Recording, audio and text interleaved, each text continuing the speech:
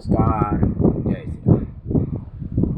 मंडळी, भगवद्गीता हा समस्त आपल्या भारतीयांचा अतिशय श्रद्धेचा विषय, आस्थेचा विषय, नाजूक विषय आहे. तो हळवा विषय आहे. भगवद्गीता म्हटलं की मनुष्याचं लगेच बोलण्याचा सूर असतो, तो बदलून जातो. इतकी त्याची भगवद्गीतेवर श्रद्धा आहे. तर आता प्रत्येक धर्माचे धर्मग्रंथ आहेतच. ते त्या त्या धर्माला पूजनीय असतात.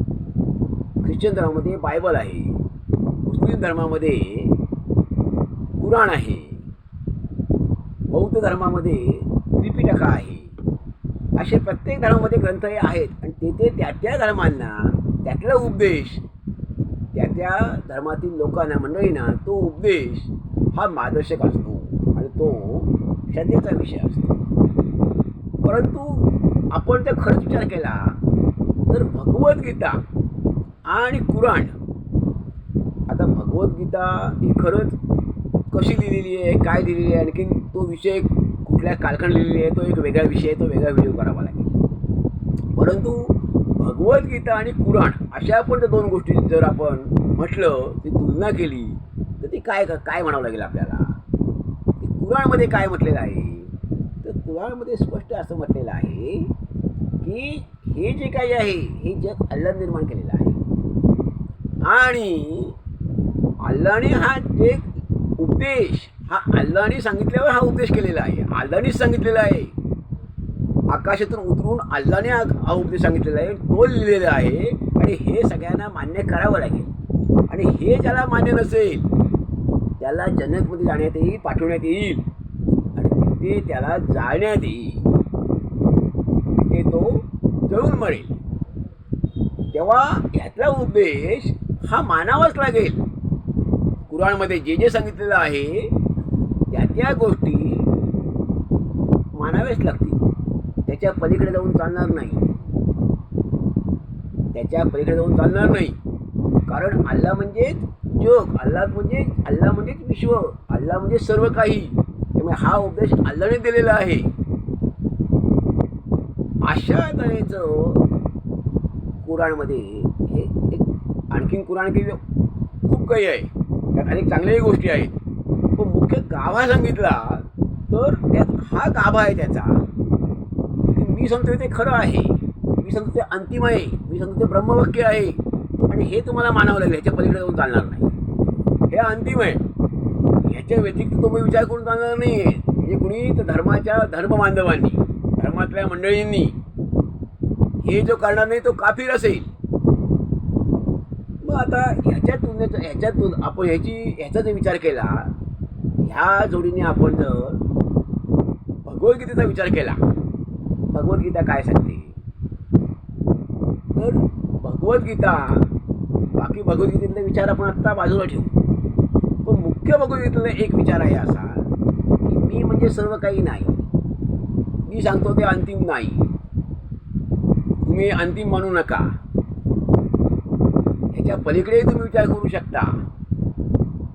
आणि भगवद्गीतेत मुख्य सांगितलेलं आहे की हे जेव्हा श्रीकृष्ण शेवळ अर्जुनाला सांगतात की तुला हे सगळे योग मी सांगितले, 18 अध्यायाची तुला गीता तुला सांगितलेले, 18 अध्याय तुला सांगितले, त्यातले सगळे योग तुला सांगितलेले आहेत. तर आता तू ठरव ह्यातलं काय स्वीकारायचं, किती स्वीकारायचं हे तू ठरव. जरी तू हे नाही स्वीकारलंस तरी काही हरकत नाही. पण तुला सांगणं हे माझं कर्तव्य होतं, म्हणून माझं कर्तव्य केलेलं आहे. तेव्हा तुला आता ऐकायचं नसेल, आचरण राहायचं नसेल तरी हरकत नाही. जबरदस्ती नाही आहे. आणि हे तू नाही ऐकलंस म्हणून तू नरकात जाणार नाही. परंतु तू सत्कर्म करत राहा, तुझं कर्तव्य करत राहा. आणि तुझं कर्तव्य तू ते निष्काम पद्धतीने कर. तुझं काम जे आहे तुझ्यावर सोपवलेलं ते कर्तव्य बुद्धीने कर, प्रामाणिक बुद्धीने कर. त्यात कुठली अपेक्षा ठेवू नको, निस्वार्थ बुद्धीने कर. एवढंच तुला सांगायचं आहे. जे काही मी 18 अध्यायाची गीता तुला सांगितली आहे त्यातले सगळे योग तुला सांगितलेले आहेत, सविस्तरपणे सांगितलेलं आहे.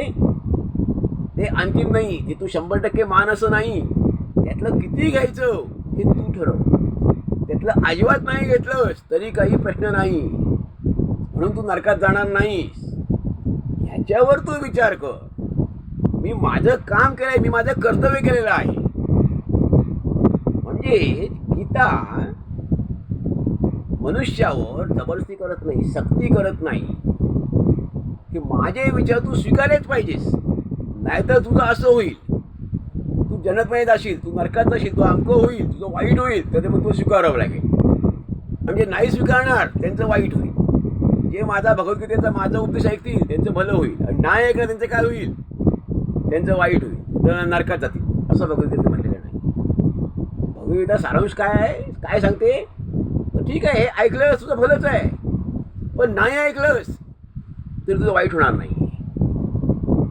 ऐकणाऱ्यांचं भलं होईल, न ऐकणाऱ्यांचंही भलं होईल, म्हणजे त्यांचंही भलंच व्हावं असं भगवद्गीतेने सांगितलेलं आहे. तर बेसिक जो फरक आहे, मुख्य जो फरक आहे, पायाभूत जो फरक आहे, तो हा फरक आहे की मी म्हणजे सर्व काही नाही. मी सांगतो ते अंतिम वाक्य नाही. मी म्हणजे ब्रह्मवाक्य नाही. मी म्हणजे सर्व काही नाही. तुम्हाला किती घ्यायचंय ते तुम्ही घ्यावं. घेतलं तरी तुमचं ज्ञान घेतलं, ग्रहण केलं तरी भलं होईल, आणि नाही घेतलं तरी पण तुमचं भलंच होईल. हा या दोन ग्रंथातला मुख्य फरक आहे की सक्ती नाही, भगवद्गीतेमध्ये सक्ती नाही, आग्रह नाही, जबरदस्ती नाही, की माझं तुम्ही ऐकलंच पाहिजे असं काही नाही. मंडळी आपलं काय मत आहे आपण जरूर ऐकायला द्यावा. धन्यवाद. जय हिंद.